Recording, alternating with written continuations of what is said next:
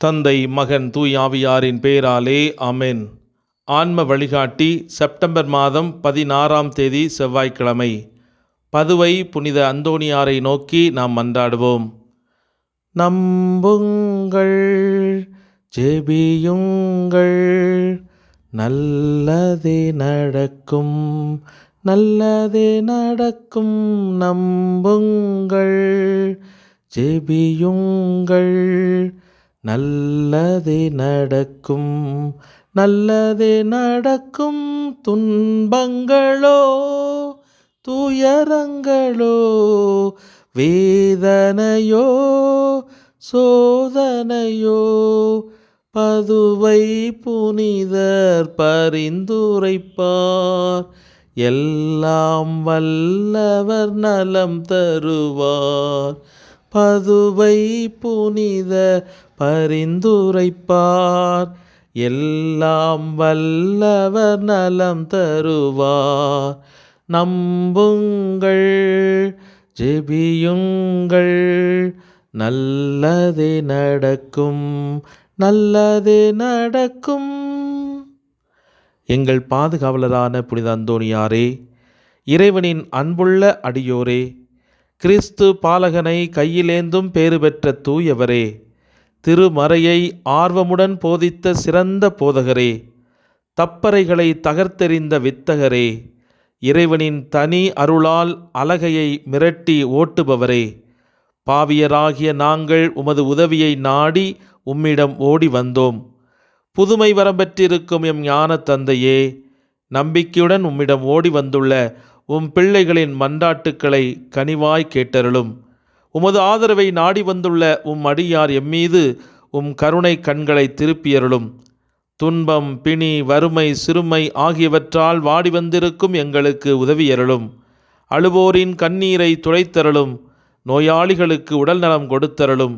எங்கள் அன்புக்குரிய புனித அந்தோணியாரே, இறைவனின் திருவுளப்படி எப்பொழுதும் நீர் நடந்தது போல நாங்களும் இன்பத்திலும் துன்பத்திலும் எப்பொழுதும் அவரது திருவுளத்திற்கு இசைந்து நடக்கவும், நீர் தூய வாழ்வு வாழ்ந்தது போல நாங்களும் ஒருவருக்கும் வஞ்சகம் நினையாமலும் செய்யாமலும் தீமையை அகற்றி புனிதராய் வாழவும், திருச்சபை தழைக்கவும், நாடு செழிக்கவும், நாங்கள் நேர்மையுடன் உழைக்கவும், மக்கள் யாவரும் மெய்யங்கடவுளை கண்டறிந்து தக்க முறையில் அவரை வழிபடவும் எங்களுக்காக இயேசுவை வேண்டியருளும். எங்களையும் எங்கள் குடும்பங்களையும் எங்கள் தொழில் முயற்சிகளையும் உழைப்பினையும் ஆசீர்வதித்தருளும். எங்கள் விண்ணப்பங்கள் நிறைவேற எங்களுக்காக இறைவனிடத்தில் பரிந்து பேசுவீராக. ஆமென். இன்றைய நற்செய்தி லூக்கா நற்செய்தி 7ஆம் அதிகாரம் 16வது இறைவார்த்தை. அனைவரும் அச்சமுற்று, நம்மிடையே பெரிய இறைவாக்கினர் ஒருவர் தோன்றி இருக்கிறார், கடவுள் தம் மக்களை தேடி வந்திருக்கிறார் என்று சொல்லி கடவுளை போற்றி புகழ்ந்தனர். சிந்தனை: கல்வியும் எந்த பொருளின் பொது அறிவும் பழிப்புக்குரியவை அல்ல. தம்மிலே நல்லவை, இறைவனால் தரப்பட்டவை.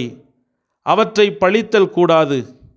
ஆனால் நன்மனச்சான்றும் பண்பான வாழ்வும் அவற்றை விட என்றும் போற்றத்தக்கவை. பலர் நல்ல வாழ்வில் ஆர்வம் காட்டுவதை விட கல்வியில் அதிக ஆர்வம் காட்டுவதால் அடிக்கடி தவறுகிறார்கள். இழிந்த அல்லது குறைந்த பயனை பெறுகிறார்கள். உண்மையை தெளிவாக்க நடத்தும் சொற்போரில் மனிதர் காட்டும் அத்துணை கவனத்தை தீமையை வேறறுப்பதிலும் நற்பண்புகளை வாழ்வில் புகுத்துவதிலும் காட்டினால் மக்களிடையே இத்தனை தீமையும் தீய மாதிரிகையும் தோன்றுகிறா. துறவிகள் இல்லத்தில் இத்தனை நெறி தளர்வும் ஏற்பட்டிராது. எதை கற்றோம், எதை செய்தோம், எவ்வளவு சிறப்பாக உரைகள் நிகழ்த்தினோம் என்பன நீதி நாளில் நம்மிடம் கேட்கப்பட மாட்டா. எந்த அளவு பக்தியோடு வாழ்ந்தோம் என்றுதான் கேட்கப்படும். இறைவனின் பணியில் குறைந்த கவனம் செலுத்தி இவ்வுலகின் பயனற்ற கல்வியினால் எத்தனை பேர் பாழ்படுகின்றனர். அவர்கள் தாழ்ச்சி விட மாட்சியே நாடி நின்றதால் தங்கள் சிந்தனைகளாலே அழிவுற்றனர். மிகுந்த அன்பு உடையவனே உண்மையில் மிகவும் பெரியவன். தன்னை சிறியவனாகவும் பெருமையின் சிகரத்தை கூட துச்சமாகவும் மதிக்கிறவன் உண்மையில் பெரியவன். கிறிஸ்துவை அடைவதற்காக உலகப் பொருட்கள் எல்லாவற்றையும் குப்பை என கருதுபவன் உண்மையில் மதிபடைத்தவன். தனது சொந்த விருப்பத்தை துறந்துவிட்டு இறைவனின் விருப்பத்தை கடைபிடிப்பவனே உண்மையான நல்ல அறிஞன். கிறிஸ்துவின் வழிவாழ்வு தாமஸ் கெம்பிஸ் அவர்கள் எழுதிய புத்தகத்தின் அதிகாரம் 3வது பகுதியிலிருந்து இவைகள் எடுக்கப்பட்டிருக்கின்றன. செபிப்போமாக. கலைமான் நீரோடைகளுக்காக ஏங்கி தவிப்பது போல கடவுளே, என் நெஞ்சம் உமக்காக ஏங்கி தவிக்கிறது. என் நெஞ்சம் கடவுள் மீது, உயிருள்ள இறைவன் மீது தாகம் கொண்டுள்ளது. எப்பொழுது நான் கடவுள் முன்னிலையில் வந்து நிற்கப் போகிறேன் என்று ஏங்குகிறது என்று திருப்பாடல் 42:1-2 வாசிப்பதைப் போல, ஆண்டவரே, இந்த அதிகாலை வேளையிலே உம்முடைய பிரசன்னத்திற்காக எனது ஆன்மா ஏங்கி காத்திருக்கிறது. உயிருள்ள இறைவனே, உம்மை வாழ்த்தி போற்ற எனது வாய் துடிக்கின்றது. உம்முடைய அருஞ்செயல்களுக்காய் நன்றி சொல்ல வியந்து போற்ற வந்திருக்கும் எங்களை கண்ணோக்கி பார்த்தருளும். உம்முடைய கருணைக்காக, இரக்கத்திற்காக, மீட்புக்காக, மன்னிப்புக்காக, பாதுகாப்பிற்காக, வழி நடத்துதலுக்காக, அழுகையை துடைத்ததற்காக, கரம் பிடித்து நடத்தியதற்காக, தப்புவித்து பெருமைப்படுத்தியதற்காக, வாழ்வின் வழிகளை காண்பித்ததற்காக, பொருளாதார வளங்களை கொடுத்ததற்காக, நோய்களிலிருந்தும் சாத்தானின் சோதனைகளிலிருந்தும் விடுவித்ததற்காக உமக்கு கோடான கோடி நன்றி செலுத்துகிறோம் ஐயா. எங்கள் அன்பான தகப்பனே, இன்று எங்களுடைய வாழ்வின் தேவைகளை உம்பாதம் சமர்ப்பிக்கின்றோம். விதவையான பெண்ணின் ஒரே மகளை இழந்து தவித்தபோது அவளுடைய துக்கம், கண்ணீர் உம்முடைய திரு இருதயத்தை உருக்கியதைப் போல இன்று நாங்கள் அனுபவித்து கொண்டிருக்கும் துக்கம் உம்முடைய திரு இருதயத்திற்கு வந்து சேர்வதாக. அம்மா அழாதீர் என்று சொல்லி அந்த மகனை உயிர்ப்பித்து அந்த தாயிடம் ஒப்படைத்தது போல, இன்று தாய் தந்தையரின் குரலுக்கு செவி கொடுக்காமல் உலக தீமைகளின் கைகளில் வீழ்ந்து கிடக்கும் எம் பிள்ளைகளுக்காக உம்மிடத்தில் மன்றாடுகிறோம். தங்களுடைய அன்பு பிள்ளைகளை குறித்து வருந்தி கொண்டிருக்கும் பெற்றோரின் நிலை கண்டு அவர்களுக்கு உதவ விரைந்து வாரும்.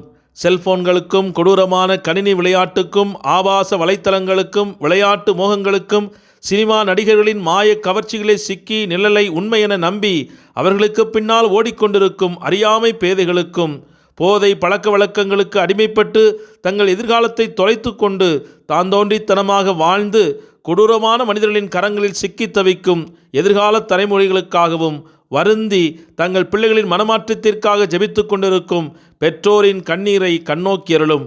பாவியான அகஸ்தினாரை அவருடைய தாய் மோனிகாவின் கண்ணீர் மாற்றியதைப் போல இன்றே எங்கள் கண்ணீர் எங்கள் குடும்பங்களிலும் நாளைய புனிதர்களை உருவாக்கும் என்று உறுதியாக விசுவசித்து உம்பாதம் எங்கள் நம்பிக்கையின் ஜெபங்களை சமர்ப்பணம் செய்கிறோம். ஆமேன். எல்லாமுள்ள இறைவன் தந்தை, மகன், தூய ஆவியானவர் உங்கள் நிறைவாக ஆசீர்வதிப்பாராக. உங்கள் பிள்ளைகளையும் பிள்ளைகளின் பிள்ளைகளையும் நிறைவாக அவருடைய விசுவாசத்தின் நலன்கள் அவர்கள் காணும்படியாக இறைவன் தாமே அவர்கள் மீது தனது இறையருளை நிறைவாய் பொழிவாராக. ஆமேன். இயேசுவுக்கே புகழ், இயேசுவுக்கே நன்றி. மரியே வாழ்க. பதுவை புனிதரான புனித அந்தோணியாரே, எங்களுக்காக இறைவனிடத்தில் பரிந்து பேசுங்கள். ஆமேன்.